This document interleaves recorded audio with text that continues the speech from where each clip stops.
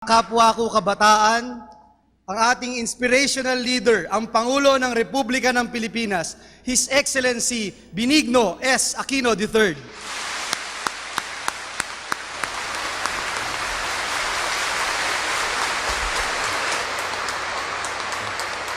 Maraming salamat po. Maupo tayo lahat. Secretary Brother Armin Luistro, Secretary Joel Villanueva, Secretary Renal Mendras, Congressman Roy Loyola, other members of the House of Representatives present, namely Representative Boy Blue Abaya and Representative A. Advincula, of course, Manong Ayong Maliksi, the long-standing governor, public servant, and role model in Cavite, Sister Elena Bellarmino, Mrs. Marixie Rufino Prieto, and other benefactors of the Sisters of Mary Girls Town and Boys Town, alumni, teachers, and students of the Sisters of Mary Girls Town and Boys Town, fellow workers in government, honored guests, mga minamahal ko pong kababayan. Magandang hapon po muli sa inyo lahat. Yung abang pinapanood ko yung pagkakanta at saka yung ating actions, siyempre impressed kami na yung synchronized kayo. Walang naiiwan, walang nauuna, walang pakialam, no? Tapos tatlo yung membro ng kabinete ko. Sabi ko, kung subukan kayang ihamon itong tatlo to na magkasabay-sabay kayo. Makakaya kaya nila habang may tugtog? Siguro kaya yun, di ba? May kumukumpas eh. Paano kaya pag wala ng tugtog? No? Dahil kaya tapos na yung tugtog eh. Synchronized pa rin. Siguro, kaya ko lang pinagdidiinan to. No? At, lalo na sa buhay namin sa politika, parang napakaraming kontento na maging disintonado. Yeah? Pag lahat kayo nagsangayon, hindi ba magandang gawin dito? Ito, sabihin natin puti. Meron parating ihihirit. Sasabihin niya, hindi, dapat itim. Bakit? Basta. Meron tinatawag sa sa maski naman lipunan, tawag na contrarian. No? May contrarian. Maski gaano ka kagaling, maski gaano ka husay yung ginagawa mo, meron talagang kukontra. Dahil yun ang kaligayahan niya eh. Kailangan siya kumontra. So kanina, nung pinapanood ko kayo, talagang sabi ko ba, kung tayong lahat, no, talaga sabay-sabay nagmamarcha tungo sa yung pagkilala, pag-unawa ng pangangailangan ng ating mga kapatid, di ba? Yung ating kapwa. Kung buhay natin nakatutok doon sa kapwa, bakit hindi tayo bibilis para makarating doon sa gusto natin paroonan, di ba? Imbis na kanya-kanya at kontento meron tayong choral group na kanya-kanyang kanta kinakanta. No? Well, siyempre, pag iba-iba kinakanta natin, pwede pa tayo magkaroon ng magandang choral group? No? Magkakaroon tayo magaling makinig dahil siya yung papakinggan mo, 12 membro, 14 yung kinakanta. No? Ano kaya magiging malinaw doon? But anyway, diretso na po tayo sa formal portion ng ating po speech. No? Nang-imbitahan po ako ni na Sister Maria at Sister Elena na bumisita dito sa Sisters of Mary Girls Town. Hiling nila sa akin na magbigay ng inspirational message para sa inyo. Ito po ang masasabi ko matapos makita talaga mga guro at estudyante sa paralang ito. Kayo ang inspiring. Talagang kailan na ba tayo? 4 na taon at 5 buwan tayo ng tamang bilang ko naglilingkod sa bayan. Siyempre, sakop ko lahat ng problema ng bansa, lahat ng Pilipino may problema, akin po yan. No? Kung nasa Pilipinas o wala sa Pilipinas, problema ko yan. At tao naman ho tayo, di ba? Eski pa paano, nakakapagod rin ho. Pag lahat magbabakasyon, ikaw maniguradong ligtas yung bakasyon nila. Pag natapos yung bakasyon na pabalik, trabaho ko rin nun, ligtas sila pabalik.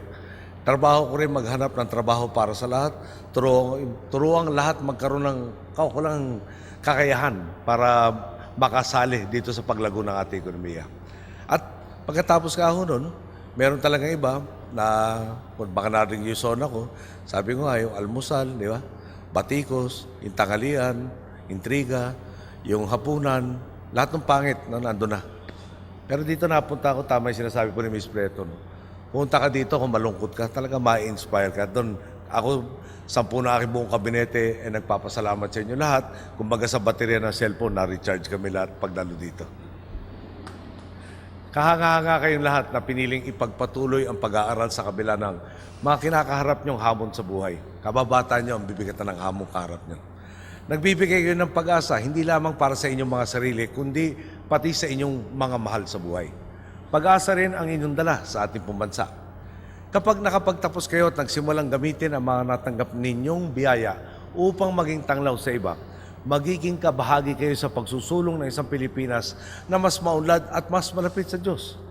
Pinatutunayan ninyo Kapag binigyan mo ng oportunidad ang Pilipino, anuman ang kanyang kalagayan, saan man ang kanyang pinanggalingan, hindi niya ito sasayangin.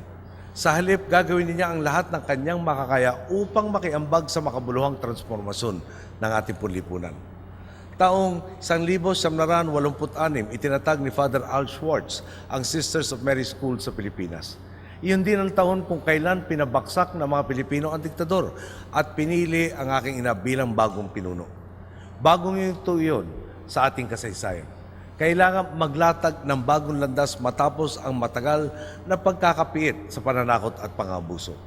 Hindi may tatanggi ang naging kontribusyon ng paaralang ito sa pagbibigay ng direksyon sa mga kabataang nasa laylayan ng lipunan na nagsimulang hanapin ang kanilang lugar sa isang malayang bansa. Noong mga panahong iyon, may biro akong narinig tungkol sa aking pong ina. Para daw siyang pinagluluto ng sinigang. Tapos binigyan lamang ng sangkap na tubig at asin at sinabihan, dapat lasang sinigang yan. Okay. Sa inyo po nagkukulinary, kaya ba niyo yun? Okay. Iniwan ng diktador, isang sira-sirang sistema, isang baksak na ekonomiya, at isang pambansang kamalayang talaga naman pong sugatan dahil sa pangangapi ng mga nasa kapangyarihan. Iyan po ang dinata ng akin na matapos ang EDSA. Ang dating may bahay, Pangulo na ng Pilipinas, at nakaatang sa kanyang mga balikat ang responsibilidad ng pag-akay sa ating mga kababayan patungo sa paghihilom. Kagaya ninyo, hindi siya nagpatalo sa maagam-agam. Sa halip, buong tapang niyang hinarap ang mga hamon. Malinaw sa kanya, binigyan siya ng isang pambihirang oportunidad upang maging instrumento ng pagbabago. Buong-buo niyang ibinigay ang kanyang sarili sa paglilingkod sa Panginoon at sa mga Pilipino. Ang pagtitiwala ng mamamayan at ang kanyang malalim na espiritualidad ang naging sandata niya laban sa mga pagsubok. Ang kanyang paraan ng pamumuhay at pamumuno ang nagturo sa atin na hanggat sinusunod mo ang iyong konsensya at hanggat ang kapakanan ng iyong kapwa ang kukumpas sa inyong paglalakbay, hindi ka maliligaw. Sa ganitong paninindigan, ang dating imposible ay nagiging posible. Ikinalulugod kong maobserbahan na ganitong paniniwala at pagsasanay ang pinagkakaloob ng Sisters of Mary School sa inyong mga mag-aaral. Nagpapasalamat ako sa mga tagapamahala, guro at benefactors ng paaralang ito sa kanilang pakikisa sa ating pagpupunyigi upang mabigyan ng mas magandang kinabukasan ang ating kabataan, lalo na po ang mga maralita. Umasa kayo, magtutuloy pa ang suporta ng inyong pamahalaan sa mabuti ninyong gawain. Tuloy ang suporta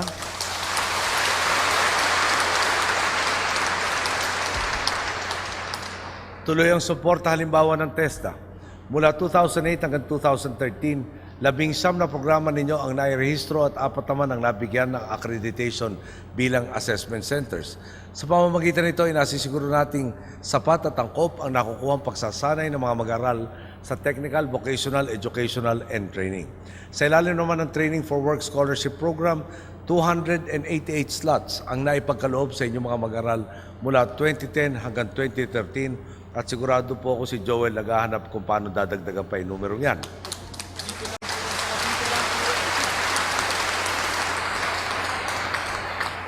Kanina naman po, ipinagkaloob ang 200 scholarship vouchers sa mga mag-aaral ninyong magiging bahagi ng Special Training for Employment Program ng TESDA.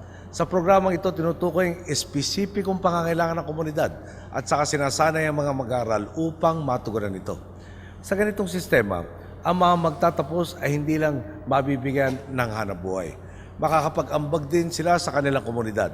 Sa pakikipagtulungan din ng TESDA, isang estudyante ninyo ang nagwagi ng Medallion of Excellence in Fashion Technology sa ASEAN Skills Competition na ginanap sa Vietnam nitong Oktubre. Nandiyan po sa ating kanan si kay Jessica Babon.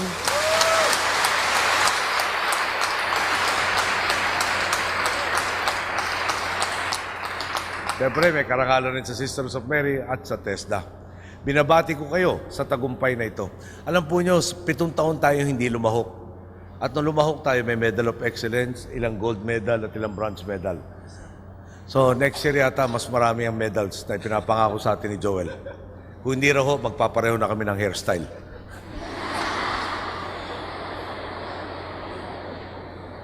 Napatunayan ninyong malayo ang mararating natin kapag sama-sama tayo sa paghakbang. Sa mga mag-aaral na narito ngayon, bibigyan ko kayo ng warning. Hindi madali ang buhay kapag nasa labas na kayo ng paaralan. Alam po niyo yan.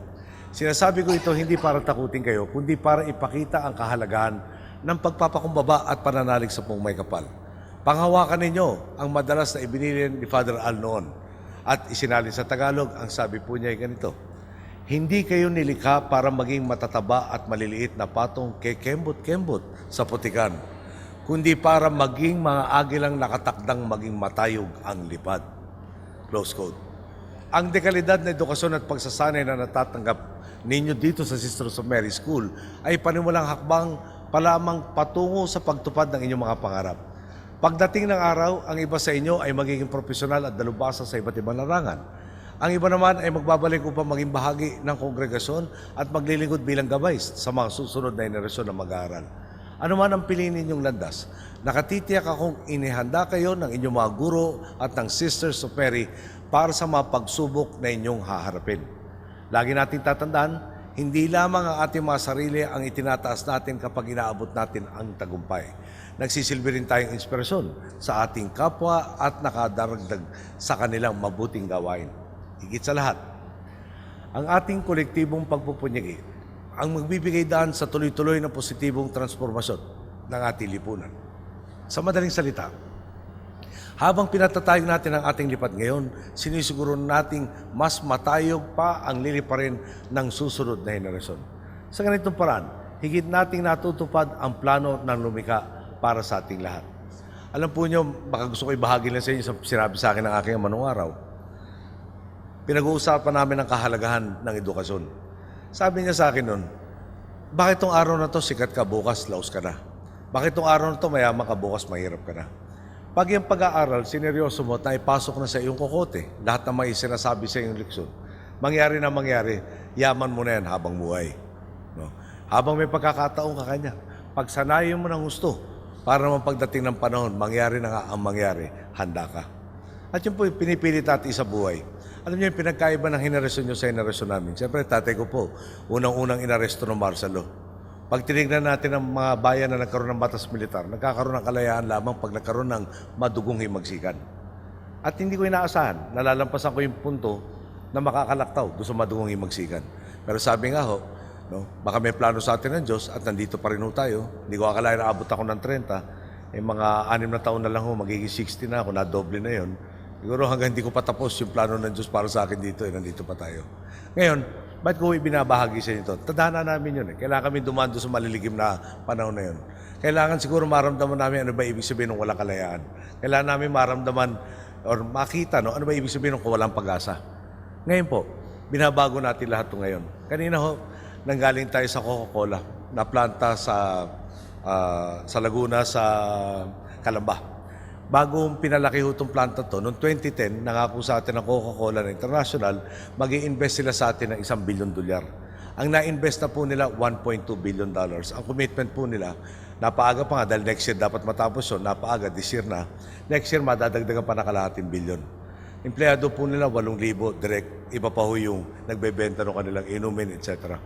So, next year, mag-uumpisa na tayong tinatawag na demographic sweet spot kung saan napakarami ng ating mamamayan ang nasa working age na. Ngayon, importante, kung nandun ka na sa edad na pwede ka na magtrabaho, dapat naman siguro may kakulang kang kakayahan para makilaho ka doon sa paglago ng ating ekonomiya, di ba? Kung wala kang maibabahaging kaalaman or hindi ka nabahagian ng kaalaman at wala kang kaukulang kakayahan, parating nandun ka sa ilalim. So, yun po ang pakay natin. No? Hindi ko masasabi sa inyo lahat na ginagarantya ko yung resulta nyo parating maganda. Pwede ho tumulong. Pwede natin pagbuksan ng pintuan. Sabi rin po sa akin ng tatay ko yun. Kaya kitang pagbuksan ng pintuan, kung mananatiling bukas, nasa iyo. Pagpasok ko raw ng trabaho, pwede niya ako ipakilala, i-rekomenda, pagbibigyan siya. Pag dumating naman ako doon sa opisinang pinasukan ko at ako'y naging batugan, siyempre sisisantihin ako. Yun po ibig sabihin nung kayang panatilihin ang bukas, kayo na. So, ang habol po namin, talagang isagad lahat ng oportunidad na pwede ipagkaloob sa bawat isang Pilipino para walang maiiwan. Kung magtatagumpay kayo, siyempre partnership yan. Yeah? Kaya nga kanina, sabay-sabay tayo sa synchronized nating song number. Talaga namang pwede pala. na yung Pilipino pwedeng magmarcha isang hakbang, di ba? Yung tatlo ko miyembro dito ng kabinete, baka kailangan mag-practice ng 2 buwan para masabayan kayo. No? At saka siyempre, bata kayo, kami medyo bata na lang. No? Yung lambot ng katawan nyo at yung lambot ng katawan namin, sa inyo tunay, sa amin alaala. No? Pero yung determinasyon na para makiisa sa inyo, para nga pagdating ng panahon, no, parating ko nasasabi to, darating naman yung panahon, tao tayo may hangganan tayo sa mundo. Sabi nga namin nung kami nag-aaral, darating ang point, no, tatawagin tayo ni Lord, sasabihin niya, finish or not finish, pass your paper. Isa lang naman ang talagang pinaka-ambisyon Bago ka tawagin ni Lord, nandun ka na sa huling yugto ng buhay mo, sa huling minuto na lang, sana makalingon ka at masabi mo, ang laki na ng pinagbago nang iiwan ko kesa sa dinatnan ko. At naging bahagi ako ng pagbabago niyan tungo sa kabutihan. Parating yung choice yan. Pwede tayo magsarili, pwede tayo magambagambagan. Yung huling punto na lang ang tanda ko, nanay ko maraming itinulong raw dito at bumisita sa inyo. Siyempre, gusto ko malaman kung paano siya nakatulong talaga. Dahil ngayon hong panahon, talagang malapit na eleksyon, kung tutusin, marami naghahanap na lahat ng butas. Mali ang paghinga mo, mali ang pagsuklay mo, mali lang. Yeah? Nakikita naman yung pag nanood kayo yung TV, wala na akong nagawang tama Pero yung nagsasabi ng pareho pa rin. No? Okay na yun.